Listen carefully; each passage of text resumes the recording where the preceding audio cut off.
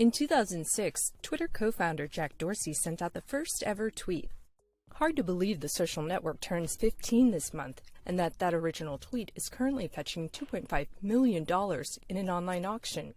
What started out as a microblog with 140-character-long entries has since become a megaphone for celebrities, world leaders, and activists the world over. It has literally been, kind of that digital commons or public sphere where people can interact. It's also very simple in terms of a user interface, something they've kept the whole time. Dheeraj Murthy, a professor and author of 2 books on Twitter, says there's a certain level of democratization that remains compelling to users. People being able to be very candid, being able to get responses very quickly, and being able to get responses from people they may not have got responses from. The speed and scale at which information travels on Twitter has also played a pivotal role in social movements around the world. The Black Lives Matter movement founders say there would be no Black Lives Matter movement without social media. It was also a catalyst, obviously, during the Arab Spring, the Snow Revolution in Russia, protest movements in Hong Kong and elsewhere in Ukraine.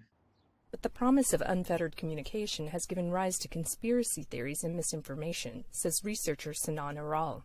We studied 10 years of their data, and we found that fake news traveled farther, faster, deeper, and more broadly than the truth in every category of information, and that fake political news was the most viral, resulting in one very public figure being banned this year.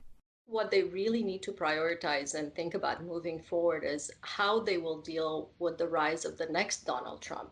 It's really hard when you have a figure like that who's probably very good for business.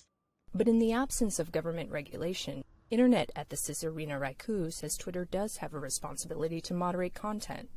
And it's going to be really hard in the context of some countries to act as the kind of platform that I think it wants to be, that enables the kind of conversations that it wants to enable. One thing that many critics agree on is that on its 15th anniversary, the company that once called itself the free speech wing of the Free Speech Party still has some growing up to do. Tina Trin, VOA News, New York.